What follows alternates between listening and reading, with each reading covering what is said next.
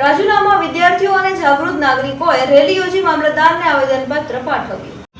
રાજુલામાં શિક્ષણ વ્યવસ્થા સુધારવાની માંગ સાથે વિરોધ પ્રદર્શન કરવામાં આવ્યું હતું। સાથે કેન્દ્રીય શિક્ષણ મંત્રી ધર્મેન્દ્ર પ્રધાનના રાજીનામાની માંગ ઉઠવા પામી છે। દેશની શિક્ષણ વ્યવસ્થામાં વ્યાપક સુધારા કરવા વિદ્યાર્થીઓ દ્વારા માંગણી કરવામાં આવી છે। વિદ્યાર્થીઓ અને જાગૃત નાગરિકોએ રેલી યોજી મામલતદારને આવેદનપત્ર પાઠવ્યું હતું।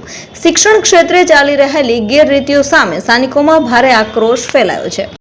એક્ઝામ લેવાનું નીટ પેપર લીક થવાના કારણે 13 જેટલા વિદ્યાર્થીઓએ આત્મહત્યા કરી।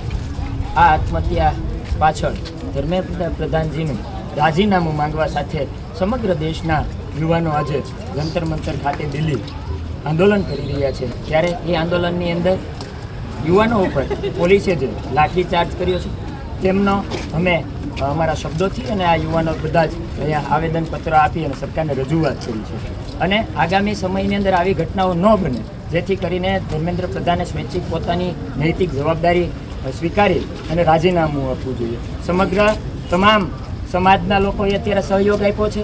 અલગ અલગ પક્ષમાંથી લોકો આવેલા છે। 3 થી 4 તાલુકા પંચાયતના ઉમેદવારો જીતેલા પણ અમને સહયોગ આપ્યો છે।